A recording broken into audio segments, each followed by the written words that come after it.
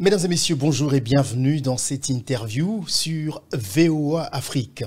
L'ancien Premier ministre de la RDC, Augustin Matata Ponyo, a été renvoyé devant la Cour constitutionnelle après que celle-ci s'est déclarée incompétente au mois de novembre de l'année dernière pour le juger dans une affaire de détournement des deniers publics. Il a été convoqué pour la même affaire, cette fois-ci devant une autre cour qui s'appelle la Cour de cassation, qui est compétente pour juger notamment les parlementaires. Dans un procès ouvert au mois de juin, cette cour a, dans un arrêt rendu public vendredi dernier, dit surseoir à statuer sur cette cause et renvoie la cause à la Cour constitutionnelle pour l'interprétation des articles 163 et 164 de la Constitution. Aujourd'hui sénateur, Augustin Matata Ponyo fut Premier ministre de la RDC de 2012 à 2016 sous Joseph Kabila. Pour mémoire, en novembre 2020, l'Inspection générale des finances, IGF, qui fait le gendarme des finances publiques en RDC, avait conclu dans un rapport que 205 millions de dollars décaissés par le Trésor public pour construire le parc agroalimentaire de Bukangalonzo avaient été détournés. Et ce rapport a mis en cause l'ancien Premier ministre et comme l'auteur intellectuel du détournement, c'est que ce dernier conteste. En mai 2021, son premier procès pour détournement s'était ouvert devant la Cour constitutionnelle, qui est le juge pénal du président de la République et du Premier ministre en fonction. Au mois de novembre de la même année, cette Cour avait estimé qu'elle n'avait pas compétence pour juger un ancien Premier ministre, ce qui a coupé court aux poursuites contre Matata Ponyo. L'ancien Premier ministre est poursuivi aux côtés de Patrice Kitebi, ancien ministre des Finances au moment des faits, et de l'homme d'affaires sud-africain Gobler Christo. Au mois de mai dernier, Augustin Matata Ponyo a annoncé sa candidature à la présidentielle prévue fin 2023, à laquelle l'actuel chef de l'État, Félix Tshisekedi, s'est déjà déclaré candidat. Procès Matata Ponyo, conflit juridique ou harcèlement politique? Pour en parler, nous recevons sur notre plateau M. Kabange Christian. Il est professeur de droit à l'Université de Kinshasa et il est donc en direct avec nous depuis Maryland. Professeur Kabange Christian, bonjour. Bonjour Marius. Merci énormément d'avoir accepté de répondre à nos questions. Aujourd'hui, vous êtes juriste, vous êtes donc professeur de droit à l'Université de Kinshasa et vous êtes en direct avec nous depuis Maryland. La toute première question par rapport à cette affaire, professeur Kabange, que j'aimerais vous poser, est-ce que vous pouvez nous parler un tout petit peu des articles 163 et 164 de la Constitution congolaise? Que disent-ils? L'article 163 de la Constitution dispose que la Cour constitutionnelle est le juge pénal, n'est-ce pas, du président de la République et du Premier ministre pour toutes les infractions ou dans les cas de figure et dans les conditions qui sont prévues par la Constitution. Et donc, ces infractions, c'est celles qui sont prévues justement à l'article 164, qui prévoit notamment les infractions de haute trahison, délit d'initié, mais surtout, ce qu'il faut retenir dans cet article, c'est que ce sont des infractions qui sont commises dans l'exercice ou à l'occasion de l'exercice de leurs fonctions. Alors moi, ce qui me touche quand je lis, c'est que la Cour de cassation demande à la Cour constitutionnelle d'interpréter des termes. Ça veut dire que, est-ce que cette interprétation ici est différente de ce que moi je peux faire d'une disposition de loi? Qu'est-ce que ça veut dire interpréter? Naturellement, tout le monde peut interpréter, mais quand on parle d'une interprétation dans le sens juridique, c'est-à-dire que c'est l'institution ou l'autorité qui est habilitée à interpréter. Interpréter, c'est quoi? Interpréter, c'est donner le sens exact, la portée exacte d'une disposition. Expliquer comment est-ce qu'elle doit être appliquée. Et évidemment, en droit, on a plusieurs techniques d'interprétation. On a, par exemple, on s'attache au sens des mots, on appelle ça l'interprétation grammaticale. Vous prenez simplement les mots qui sont repris dans un texte, dans la Constitution, et vous attachez à ce que ça signifie. Mais cette interprétation n'est pas la meilleure parce qu'elle ne vous permet pas de saisir l'esprit du texte. Parce que dans un texte, il y a toujours la lettre, mais il y a aussi l'esprit. Et donc, il faudrait pousser un peu plus loin avec d'autres méthodes, par exemple la méthode, n'est-ce pas, exégétique, qui vous permet de recouper tous les textes, par exemple les travaux préparatoires parlementaires ou de la commission constitutionnelle, pour arriver à voir quel était le sens attaché à une disposition par ceux qui ont préparé ce texte. Il y a aussi ce qu'on appelle l'interprétation téléologique, qui recherche le but, n'est-ce pas, qui s'attache au but poursuivi par cette disposition. Donc, il y a plusieurs techniques d'interprétation. Ce qu'il faut peut-être dire rapidement aussi, c'est qu'en droit constitutionnel, il faut éviter d'interpréter une disposition constitutionnelle en l'isolant du reste du texte. Il faut toujours favoriser ce qu'on appelle une interprétation holistique, qui prend en compte l'ensemble du texte. Alors ici, qui est le juge de l'interprétation d'une disposition de la Constitution? Ben, naturellement, c'est la Cour constitutionnelle, n'est-ce pas? C'est la Cour constitutionnelle qui est seule habilitée à produire ce qu'on appelle les arrêts d'interprétation. Si vous regardez à l'article 161, il est clairement de la Constitution, bien sûr, elle dispose clairement que c'est la Cour constitutionnelle, n'est-ce pas, qui est saisie en matière de recours en interprétation. Et j'aimerais insister sur le fait que le juge constitutionnel dispose de ce qu'on appelle un certain pouvoir normatif. C'est important d'expliquer ça peut-être pour mieux comprendre comment les choses se font. C'est-à-dire que dans l'exercice de son pouvoir d'interprétation, le juge constitutionnel peut parfois être emmené à combler, n'est-ce pas, les lacunes que les auteurs du texte, l'auteur du texte n'avait pas en vue. Donc, le juge constitutionnel a quand même un certain pouvoir considérable lorsqu'il interprète la Constitution. C'est assez technique, mais oui, je sais. On va essayer de comprendre. Alors ici, je suis en train de réfléchir sur l'interprétation. Supposons que moi, individu, je ne comprends pas une disposition de la loi, de la Constitution. Est-ce que j'ai le droit ou le pouvoir de demander à la Cour constitutionnelle de m'en donner l'interprétation? Non, pas du tout. C'est-à-dire qu'un individu comme vous et moi, on ne peut pas saisir la Cour constitutionnelle directement pour un recours en interprétation. Lorsque vous lisez l'article 161 de la Constitution, les personnes qui peuvent saisir la Cour constitutionnelle en matière d'interprétation sont bien énumérées. Il y a le président de la République, le Premier ministre, le président de l'Assemblée nationale, le président du Sénat, le 1/10 des députés, le 1/10 des sénateurs, les présidents des assemblées provinciales et les gouverneurs de province. Donc, c'est une liste fermée qui ne permet pas ni à vous ni à moi de faire un recours en interprétation. Ni donc la Cour de cassation qui a demandé cette interprétation, elle n'a pas non plus ce pouvoir de demander ce qu'elle demande à la Cour constitutionnelle, si je comprends. Non, à partir du moment où elle ne figure pas sur cette liste, elle n'a pas cette prérogative. Mais évidemment, il faut peut-être expliquer que parmi les missions de la Cour constitutionnelle, il faut être capable de faire un distinguo entre, n'est-ce pas, le recours en interprétation, lorsqu'elle interprète, et lorsqu'elle procède à ce qu'on appelle le contrôle de la constitutionnalité des lois et des actes ayant force de loi.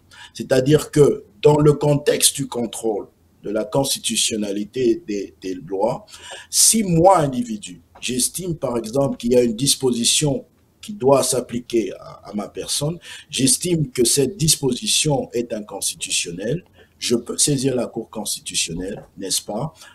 Évidemment, si je suis dans les délais, je peux aller par voie directe. Si je ne suis pas dans les délais, ça sera peut-être à l'occasion d'un procès où je suis parti. Comme ici, dans le cas avec Matata Ponyo. Mais évidemment, il faudra peut-être qu'on fasse un commentaire sur la procédure qui a été suivie par la Cour de cassation pour dire qu'elle est très mitigée, elle est assez tendancieuse. Alors, je voudrais essayer de comprendre, pour revenir à Matata Ponyo, ça veut dire que ici, la Cour de cassation est en train de poursuivre Matata Ponyo comme actuel sénateur, alors qu'avant, il a été jugé par la Cour constitutionnelle comme ancien premier ministre de la RDC, c'est ça? Voilà, il n'a pas été jugé, mais il a été déféré devant la Cour constitutionnelle. Ok, comme ancien premier ministre. Mais vous connaissez la réponse qui avait été réservée, que la Cour constitutionnelle avait réservée, n'est-ce pas? Elle s'était déclarée incompétente, n'est-ce pas? Alors maintenant, ici, la Cour de cassation, elle ne juge pas les anciens premiers ministres, mais elle juge les sénateurs. Oui. Est-ce qu'elle peut juger Matata Ponyo, qui est sénateur, pour des faits qu'il a commis pendant qu'il était Premier ministre? C'est là toute la question, n'est-ce pas? Le seul problème, disons, le problème qui se pose ici, c'est la surséance, dans la surséance de la Cour de cassation. Il y a un problème de forme parce qu'on ne sait pas comprendre lorsque la Cour de cassation se réfère à nouveau à la Cour constitutionnelle. D'abord, du point de vue de la forme, est-ce qu'elle a porté un recours en interprétation? Comme je vous l'ai dit, elle ne peut pas le faire. Elle ne figure pas parmi les personnes à qui la Constitution reconnaît ce pouvoir. Ou est-ce que, comme elle le dit apparemment, elle procède par la voie de ce qu'on appelle une exception d'inconstitutionnalité, c'est-à-dire que l'une des parties aurait soulevé l'inconstitutionnalité. De quelle disposition, ce n'est pas très clair, mais évidemment, ce qui est sûr, c'est que la Cour ne peut pas d'office ou d'elle-même soulever cette exception d'inconstitutionnalité. La loi reconnaît cette prérogative aux partis. Et donc, tout ce que les partis ont soulevé, c'est l'incompétence de la Cour de cassation, se basant sur le fait ou sur l'affirmation que les infractions qui ont été commises sont de la compétence de la Cour constitutionnelle. Donc, les partis sont en train, en quelque sorte, de jouer sur les termes de la loi pour échapper aux deux juridictions. Alors, je veux dire, ici, par exemple, c'est un exemple que je donne, si l'ancien président de la RDC, qui est aujourd'hui sénateur à vie, était poursuivi pour je ne sais pas quoi par la Cour de cassation, elle n'en a pas le droit, n'est-ce pas? Parce que c'est des faits qui ont été commis pendant qu'il était encore président de la République. Et là, ce n'est pas eux, c'est la Cour de cassation. Mais pour Matata Ponyo, ça se fait. C'est un peu ça? J'ai compris? Évidemment, je ne suis pas en train de dire que pour Matata Ponyo, ça se fait, ça doit se faire. La différence déjà ici, au point de départ, c'est que pour Joseph Kabila, pour l'ancien président, il y a une loi qui avait été adoptée, n'est-ce pas, pour ce qui est des anciens présidents de la République. Donc, on va s'en remettre à la procédure. Donc, les anciens présidents, après qu'ils soient partis, fini. On oublie tout ce qu'ils ont fait. Bon, cette loi-là a en quelque sorte verrouillé, n'est-ce pas, la procédure en exigeant, par exemple, la levée des immunités. Et puis donc, c'est une procédure assez lourde. C'est une loi, malheureusement, qui, à mon sens, est antidémocratique. Parce que vous ne pouvez pas avoir géré la nation, les fonds publics et le pays pendant plusieurs années et tenter de vous soustraire à la justice. Donc, cette loi-là, à mon sens, devrait être bannie. Voilà. Mais pour ce qui est de Matata Ponyo, pour revenir à lui, je pense qu'il faut éviter qu'on tombe dans une situation où il y aura un déni de justice à la nation. C'est-à-dire où on va arriver à une situation où ni la Cour constitutionnelle, ni la Cour de cassation ne peut juger un individu qui a exercé les fonctions de Premier ministre et qui a géré les fonds de la République à ce niveau. C'est assez paradoxal avec la notion d'état de droit. Alors, malheureusement, au lieu de s'assumer, la Cour de cassation tend à vouloir repartir vers la Cour constitutionnelle pour lui demander d'interpréter à nouveau l'article 164, n'est-ce pas, dont elle a déjà eu à interpréter d'une certaine manière dans son arrêt où elle s'est déclarée incompétente. C'est assez difficile, autant sur la forme que sur le fond, de comprendre la démarche de la Cour de cassation. Mais bon, attendons voir comment est-ce que la Cour constitutionnelle va répondre et on va se faire une idée. Peut-être qu'on va inventer la roue, qui sait. Donc après tout ce que vous nous avez dit, professeur Kabange, vous êtes d'accord avec moi qu'il y a une sorte de confusion dans la démarche de la Cour de cassation? Mais bien sûr, il y a une sorte de cacophonie et de cafouillage. Vous savez, on dit en français, ceux qui se conçoivent bien s'énoncent clairement, et les mots pour le dire viennent aisément. Malheureusement, lorsque vous regardez euh, la motivation dans l'arrêt de la Cour de cassation, vous ne comprenez pas clairement d'où vient l'incompétence, pardon, l'inconstitutionnalité, l'exception. C'est vraiment un cocktail toxique. Mais on va attendre de voir, comme je venais de le dire, comment est-ce que la Cour constitutionnelle va répondre. Et à partir de là, on pourra se faire une idée. Voilà. C'est ça le Très droit. content. Mhm. Matata Ponyo, justement, qui s'est déclaré candidat aux prochaines élections de 2023, qualifie ce procès de politique pour l'empêcher justement de se présenter aux prochaines élections présidentielles. Quels sont selon vous, professeur Kabangé, les atouts de Matata Ponyo en tant que candidat aux prochaines élections? Peut-il vraiment faire peur au président Tshisekedi? Alors, faire peur, je ne sais pas si c'est l'expression idoine, mais naturellement, c'est un ancien Premier ministre. Il a un agenda, un carnet d'adresses, un agenda, des relations à gauche, à droite. C'est un facteur qu'il ne faut pas négliger. Cependant, je pense que s'il faut être réaliste et regarder les choses telles qu'elles se présentent, je ne pense pas que il représente grand chose. D'abord, le fait déjà il vient à peine de créer son parti politique, un parti qui n'a pas encore d'assises sur le territoire national. Et puis voilà, il a beaucoup plus, on va dire, l'identité, la tête d'un technocrate, d'un bureaucrate, alors que voilà, les Congolais, de manière générale, aiment les hommes de foule, les hommes qui savent haranguer les foules. Donc, c'est assez difficile, mais il faudra attendre de voir comment les choses vont se passer, parce que j'ai souvent dit que dans le contexte de l'organisation politique dans notre pays, euh, les élections sont nécessairement une question des alliances. On ne peut pas à soi-même considérer que soi-même, avec son parti politique, on peut rafler la majorité ni à l'élection présidentielle, ni aux élections législatives. Donc, il faudra voir comment les alliances vont se créer de part et d'autre, du côté de l'opposition et du côté du pouvoir, pour arriver à déterminer qui pourra faire quoi, en quelque sorte. Merci beaucoup, professeur Kabangé, pour cette première partie ou ce premier sujet de notre entretien du jour. Alors, le deuxième, on va en parler tout à l'heure. Hein, le bureau de l'Assemblée nationale de la RDC vient d'autoriser des poursuites contre Jean-Marc Kabound, qui est ancien président de l'UDPS, parti du président Tshisekedi, et ancien premier vice-président de l'Assemblée nationale en République démocratique du Congo, notamment pour outrage au chef de l'État, après que celui-ci ait traité Félix Tshisekedi d'être un danger au sommet de l'État lors d'une conférence de presse à Kinshasa à l'occasion du lancement de son parti politique. Alors, Jean-Marc Kabound, qui est encore député à l'Assemblée nationale, professeur Kabangé, est-ce que vous pouvez à cette occasion nous parler, avant qu'on rentre dans le vif du sujet, des immunités parlementaires dont jouissent M. Kabound et tous les députés en RDC? C'est quoi ces immunités?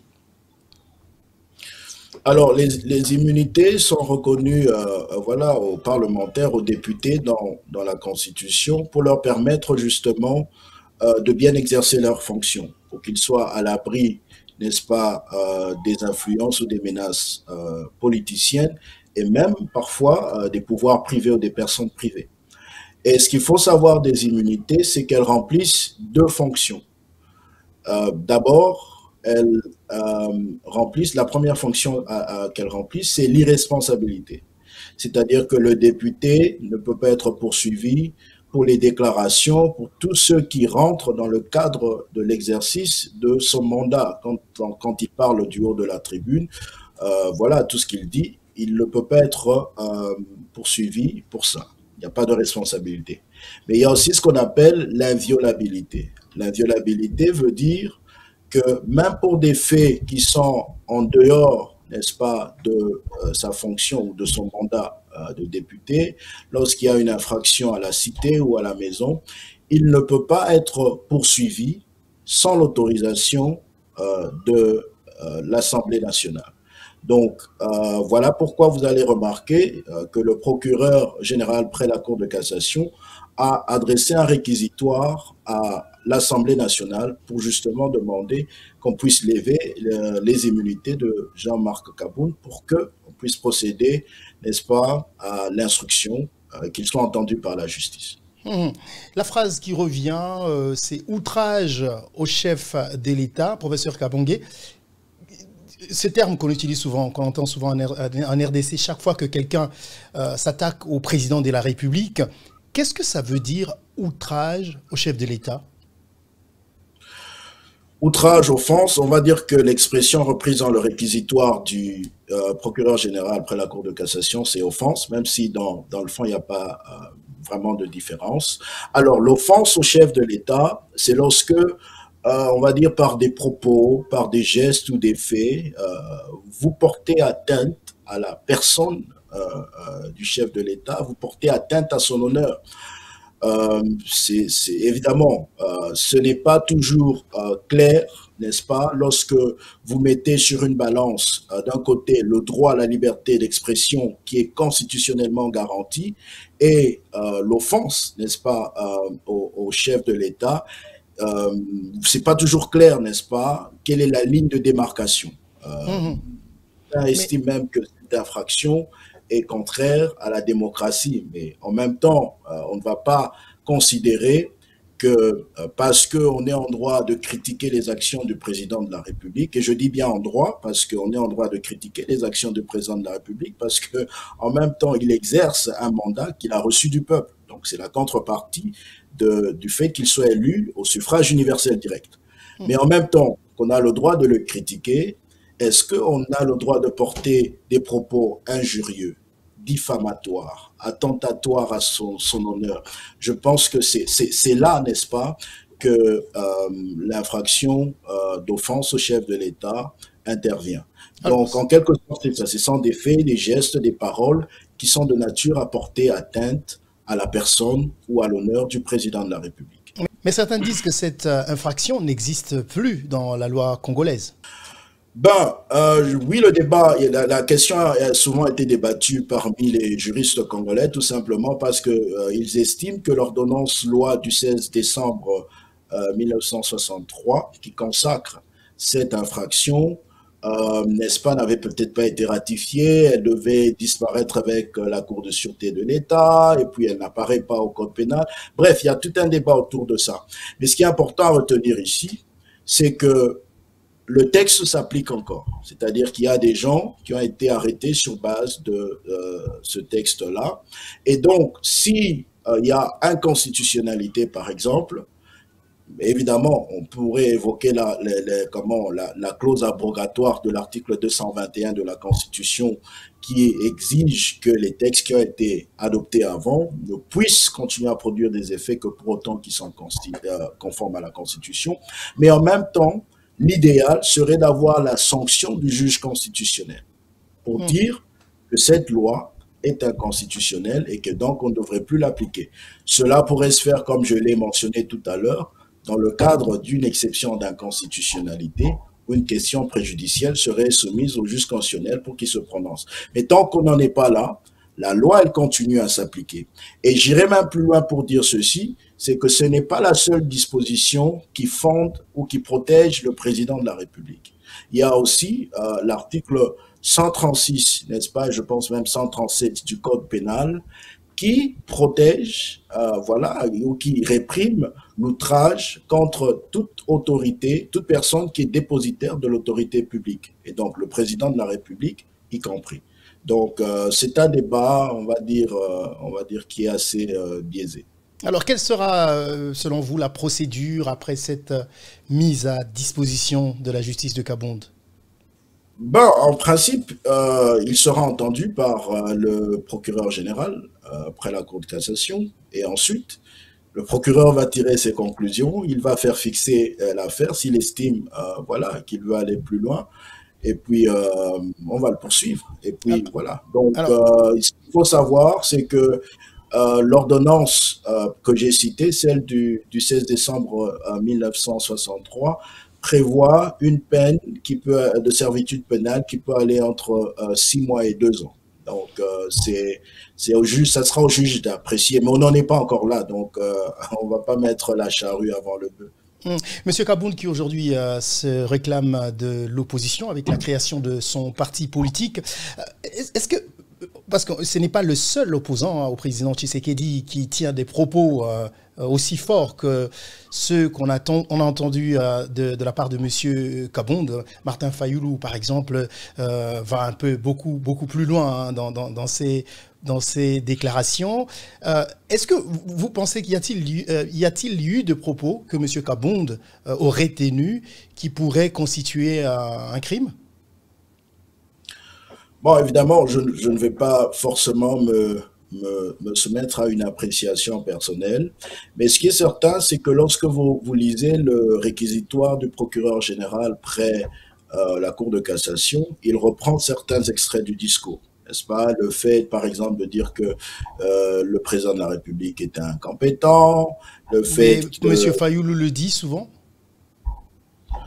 Bon, écoutez, voilà, plusieurs personnes le disent, mais comme je l'ai dit, c'est ici le grand débat, n'est-ce pas, du droit à la liberté d'expression dans une démocratie. Jusqu'où on peut aller? Jusqu'où on peut aller? Quelle est la ligne rouge? Quelle est la limite à ne pas passer, n'est-ce pas? Mais je pense que, comme je l'ai dit, on a le droit de critiquer les actions du président de la République parce que c'est un élu, c'est la contrepartie, n'est-ce pas, du suffrage. Mais en même temps, est-ce qu'on a le droit d'insulter, de porter des injures, de porter atteinte à son honneur, à sa vie privée? Donc, parfois, on aime comparer ce qui se fait sous d'autres cieux, mais je pense quand même qu'il faut garder l'équilibre et la balance des choses, n'est-ce pas? La liberté d'expression, oui, mais vous n'êtes pas toujours obligé de dire certaines choses en usant des injures ou des propos malveillants ou diffamatoires. Malheureusement ou heureusement, je ne sais pas le dire comme ça, le baromètre pour savoir est-ce qu'on a dépassé la ligne rouge ou pas revient au juge. C'est le juge qui devra voir par rapport aux propos tenus, de la manière de présenter les choses, que dans le ministère public présente les choses, s'il va retenir la qualification de l'offense au chef de l'État ou pas. Mais il n'y a pas que l'offense hein, dans le réquisitoire du PG. Il parle aussi d'injures publiques, de diffamation, et donc il y a tout un tas d'arsenal et de dispositions du code pénal qui ont été évoquées dans son réquisitoire. Alors, M. Kaboundou, qui lui aussi s'est dit prêt à se présenter comme candidat président de la République aux prochaines élections. Lui aussi, la même question, professeur Kabangé. Est-il une menace politique pour Tshisekedi quand on sait qu'il a été président du parti politique de l'actuel président de la République? Est-ce qu'il peut constituer un vrai challenger? Bon, comme je l'ai dit, je pense, dernièrement, c'est très tôt de le dire. Il faudra voir comment les choses vont évoluer, plus on approche de la période électorale. Mais il y a un fait, c'est qu'il a été proche du président de la République pendant longtemps. Il connaît beaucoup de choses, il y a beaucoup d'informations, beaucoup de choses qu'il sait sur le président Tshisekedi, dont il pourra peut-être se servir au moment venu pour essayer de faire quelque chose. Mais je vous ai dit encore, et je répète ça, que la configuration constitutionnelle et politique dans notre pays ne permet pas à un individu de remporter par lui-même. Est-ce que c'est une force, Monsieur Kabound, sur qui on peut compter? Compter, vous voulez dire... sur qui on peut compter comme un candidat potentiel qui peut drainer des foules, des votes? Il est là, il a créé son parti politique, mais à ce jour, il n'a pas encore fait un seul meeting. On ne sait pas comment ça va se passer. Il a eu l'expérience qu'il a eue à l'UDPS, mais il faudra voir, attendre et voir comment ça va se passer. Mais il faut rappeler qu'on est à une année de l'année électorale et il n'a pas beaucoup de temps pour s'affirmer. Donc, je pense que prédire, n'est-ce pas, qu'il pourra défier, renverser, challenger le président de la République, c'est peut-être très tôt. En tout cas, sur le plan de la popularité, pas très sûr. Professeur Kabange, merci beaucoup de nous avoir éclairé sur ces sujets de droit. C'est toujours un plaisir de vous avoir sur notre plateau. Merci encore d'avoir répondu à nos questions. Merci Marius, c'est toujours un plaisir. Merci beaucoup. C'était donc le professeur Kabange Christian en direct de Maryland. Il est professeur de droit à l'université de Kinshasa. Il répondait à nos questions par rapport à la justice en République démocratique du Congo. Merci à vous de nous avoir suivis. Je vous retrouve très prochainement dans un autre numéro avec un autre invité. D'ici là, merci de continuer à vous abonner sur notre chaîne YouTube VOA Afrique et merci d'aimer aussi notre page Facebook VOA Afrique. À très bientôt. Au revoir.